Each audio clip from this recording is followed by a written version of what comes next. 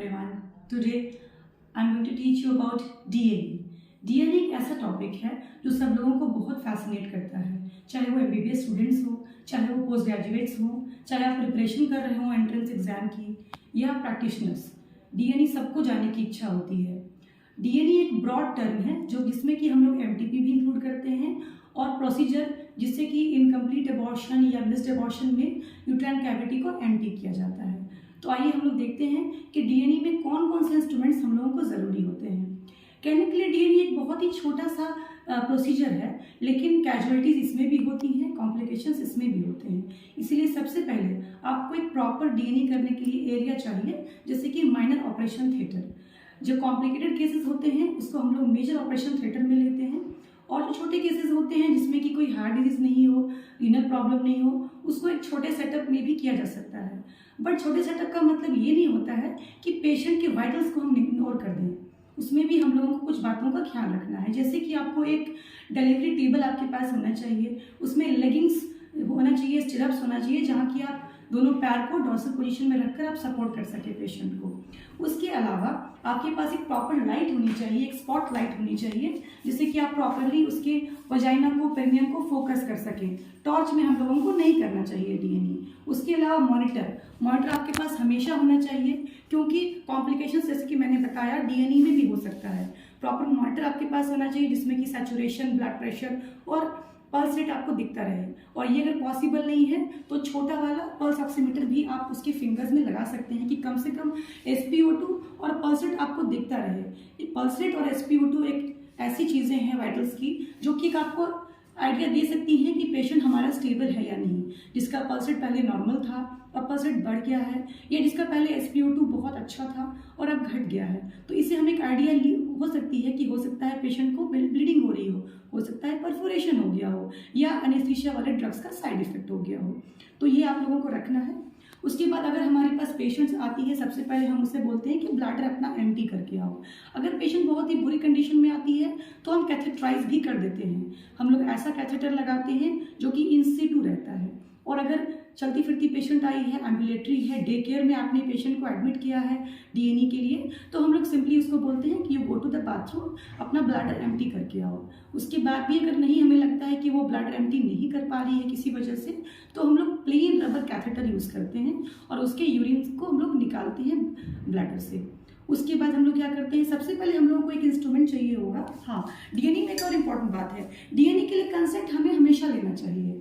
DNA में जो भी हम प्रोसीजर करने जा रहे हैं, उसमें जो मेडिसिन यूज़ कर रहे हैं, जो हम लोग कंसेंट लेते हैं उसमें मेडिसिन का जिक्र होना चाहिए, प्रोसीजर का जिक्र होना चाहिए, और जो भी ड्रग्स आप एनेस्थीसिया के लिए यूज़ कर रहे हैं उसका जिक्र होना चाहिए कि medicine, knowing the risks of drugs, anaesthesia and the procedure, I submit my patient for the same. मैं कंसेंट देता हूँ कि मेरे पेशेंट का ये प्रोसीजर किया जाए। इसको कभी नेग्लेक्ट नहीं करना है, चाहे सेटअप आपका छोटा हो या बड़ा हो। सबसे पहले पेशेंट अगर हमारी ब्लैडर एम्प्टी करने के बाद लेट चुकी है, तो सबसे पहले हम लोग क्या करते हैं, एक स्पॉन्ज होल्डर लेते हैं और स्पॉन्ज होल्डर से हम लोग उसके पेरिनियम को स्वैप करते हैं बीटाडीन और सैवलॉन की तरह से।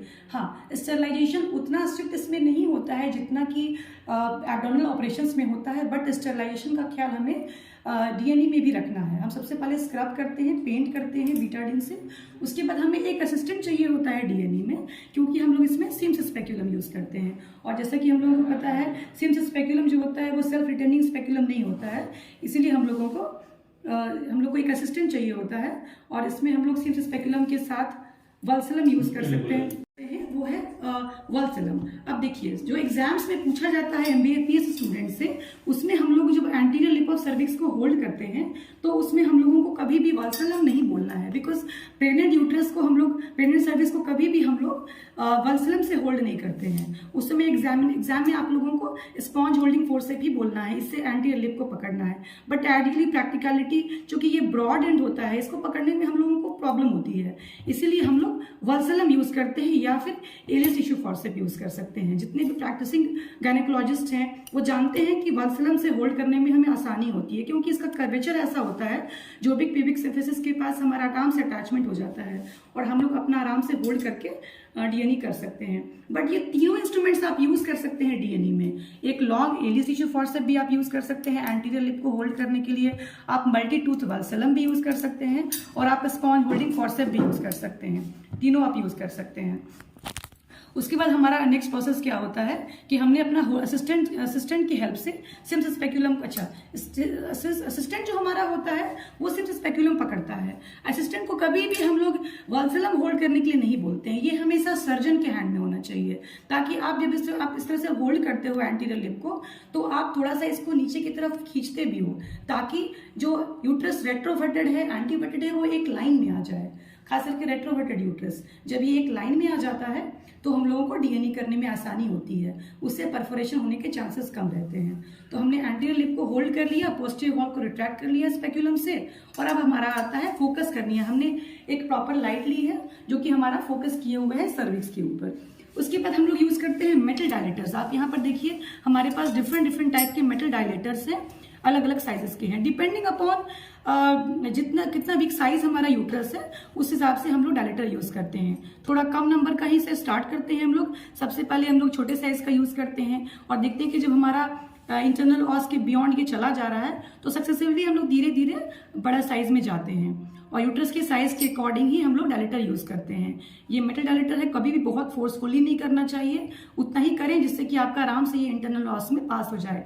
इंटरनल ऑस में पास करने के बाद एक टिपिकल हमें बहुत अच्छा सा फील आता है कि just I have pass through the एक रेजिस्टेंस को मैंने पास किया है। रेजिस्टेंस को जब पास करते हैं तो एक फीलिंग आती है, वो आपको समझ में आ जाएगा करते करते कि हमने इंटरनल ऑस को क्रॉस कर लिया है।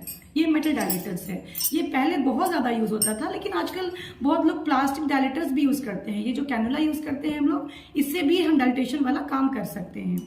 उसके बाद अब बात आती है कि कहाँ पर हमें क्यूरेट यूज करना है, कहाँ पर हमें इवैक्यूएशन करना है, और कहाँ पर हमें ओवम फॉर्सेप यूज करना है। देखिए पहले क्यूरेट का इस्तेमाल बहुत ज्यादा किया जाता था, इसीलिए परफोरेशन के केसेस हमारे यहाँ बहुत ज्यादा होते थे। उसके बाद ये एमवीए कंपनी लेकर आई एमवीए, उसके बाद गवर्नमेंट ऑफ इंडिया ने भी कहा कि नहीं, आप एमवीए का इस्तेमाल बहुत आराम से कर सकते हो। इवन जो पेरीफेरी में नर्सेज हैं वो भी इसका इस्तेमाल कर सकती हैं एबॉर्शन के केसेस में, मोलर प्रेगनेंसी के केसेस में, तो इसलिए इसका इस्तेमाल अभी ज्यादा हो गया है। तो ये देखिए ये ओवम फॉर्सेप है। ओवम फॉर्सेप दो तरह के होते हैं, एक तो बिल्कुल स्ट्रेट है ओवम फॉर्सेप और ये कर्व्ड है। इन दोनों में एक स्पेशल चीज क्या है, दोनों में कोई लॉक नहीं है, अनलाइक स्पॉन्ज होल्डर। आप देखिए स्पॉन्ज होल्डर मैंने आपको दिखाया था, इसमें एक लॉक होता है, बट ये जो ओवम फॉर्सेप है इसमें कोई लॉक नहीं होता है। इससे फायदा ये होता है कि अगर हम यूट्रस के वॉल को थोड़ा ग्रिप भी अगर कर लिए होंगे तो इससे कुछ भी लॉक नहीं होगा, कोई भी इंजुरी नहीं होगी, कोई डैमेज नहीं होगा। बट ओवम फॉर्सेप आप तभी इस्तेमाल कर सकते हो जबकि आपका ऑस कम से कम इतना डायलेटेड हो और उसमें बड़े बड़े चंक्स हो। अगर छोटे छोटे चंक्स होंगे और वो यूट्राइन वॉल में एडहेर्ड होंगे तब आपका ये ओवम फॉर्सेप नहीं काम करेगा। तो ये हम लोग जनरली 6 वीक्स से ज्यादा होता है, 8 वीक्स का होता है, 10 वीक्स का होता है, ऑस पूरा ओपन होता है, उस समय ये बहुत ही अच्छे से काम करता है। They have a very beautiful role, और हम ओवम फॉर्सेप से जो प्रोडक्ट्स होते हैं कंसेप्शन के उसको हम लोग आराम से पकड़ के निकाल सकते हैं। ये हो गया। उसके बाद कभी कभी जो रिटर्न प्रोडक्ट्स आते हैं वो न कैनुला से निकलते हैं और ना ही ओवम फॉर्सेप से निकलते हैं, तो उसमें हम लोग यहाँ पर क्यूरेट यूज करते हैं। इसको हम लोग बोलते हैं यूट्राइन क्यूरेट। ये दो तरह के पार्ट्स होते हैं दोनों एंड्स पे, एक तरफ इसका ब्लंट एंड होता है, एक तरफ इसका शार्प एंड होता है। तो शार्प एंड से हम लोग कभी भी प्रेगनेंसी वाले केसेस में क्यूरेट नहीं करते हैं, वो गायनिकोलॉजिकल केसेस में हम लोग शार्प क्यूरेट आज करते हैं, उसमें इसका इस्तेमाल किया जाता है। एबॉर्शन के केसेस में या कभी भी जब प्रेग्नेंट यूट्रस रहता है उसमें हम लोग ब्लंट एड से थोड़ा सा क्यूरेट करते हैं, और जो भी chunks attached to uterine wall होता है उसको हम लोग सेपरेट करते हैं। ये भी अलग अलग साइजेस की आती है डिपेंडिंग अपॉन कि इंटरनल ऑस के अंदर आपका कौन वाला क्यूरेट अंदर जा रहा है। तो इसका इस्तेमाल हम लोगों को बहुत कम करना होता है, लास्ट में करना होता है। ज्यादा हम लोग कैनुला यूज करते हैं और ओवम फॉर्सेप यूज करते हैं। अगर कम साइज की प्रेगनेंसी है या एबॉर्शन के बाद उसका 6 वीक साइज है, 8 वीक साइज प्रेग्नेंट वुमेन का साइज है, तो हम लोग कैनुला यूज करते हैं। ये कैनुला पे डिफरेंट साइजेस की आती है स्टार्टिंग फ्रॉम नंबर 4। ये देखिए मैंने इस तरह से फॉर्मेलिन चेम्बर में रख रखा है, मेरे पास डिफरेंट साइजेस की कैनुला है, और मैं depending upon the uterine size इनको अलग अलग केसेस में यूज करती हूँ। इसको आप आराम से फॉर्मेलिन चेम्बर में रख सकते हैं। अभी मैंने बस एक निकाला है, ठीक है। और इसके एमवीए के पार्ट्स एमबीए के जो पार्ट्स होते हैं और कैसे इसका इस्तेमाल किया जाता है, उसके लिए मैं एक कोई दूसरा नया वीडियो अपलोड करूंगी। अभी हम लोग केवल डीएनए पर स्टिक करते हैं। तो ये हो गया। अब देख लीजिए, कभी कभी ऐसा भी होता है कि डिलीवरी के बाद पीपीएच हो रहा होता है और हमें लगता है कि यूट्रस के अंदर कुछ प्लेसेंटा के चंक्स छूटे हुए हैं। उस केस में भी आप आराम से इस ओवम फॉरसेप्स से फंडस के पास जाके पकड़ पकड़ के चंक्स को निकाल सकते हैं। रिटेन प्रोडक्ट कंसेप्शन जहाँ की बड़े चंक्स होते हैं। Remember, ovum forceps is used when the chunks are big. जब चंक्स आपके छोटे छोटे होंगे तो इसे आपको निकालने में मुश्किल होगी। इसमें हम लोग जब अंदर बाहर कर रहे होते हैं, अंदर यूट्रस के अंदर, तो इसको हम लोग इसका जो लॉक सिस्टम तो है नहीं इसमें, तो हमें ओपन करना होता है, क्लोज करना होता है, ओपन करना होता है, क्लोज करना होता है। ऐसे करते हुए हम लोग अंदर से सारे चंक्स को बाहर निकालते हैं। ये ओवम फॉरसेप है, ये क्यूरेट हो गया, कैनुला हमने बता दिया, और ये एमवीए है।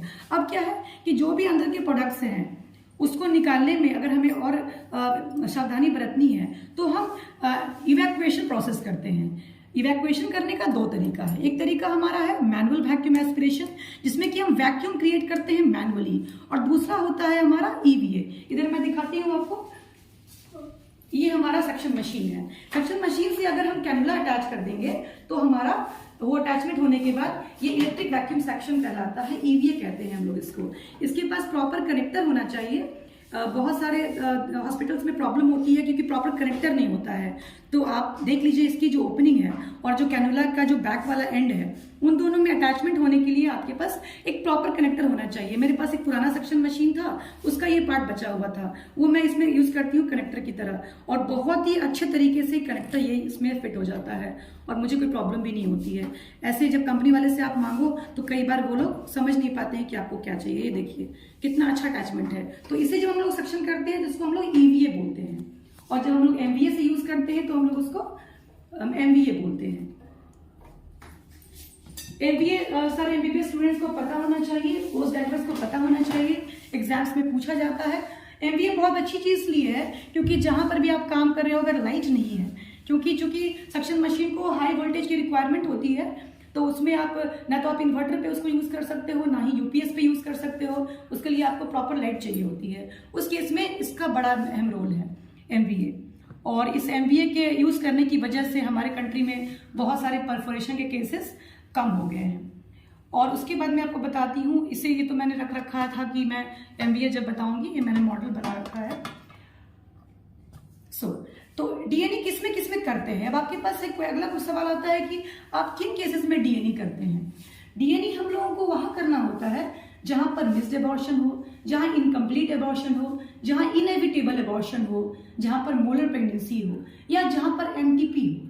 हम लोग एमटीपी उसको बोलते हैं जबकि पहले से फीटस खराब नहीं हुआ रहता है और जो प्रेग्नेंट वुमेन है वो आकर कहती है कि हमें अपना बच्चा नहीं रखना है, आप इसे हटा दो।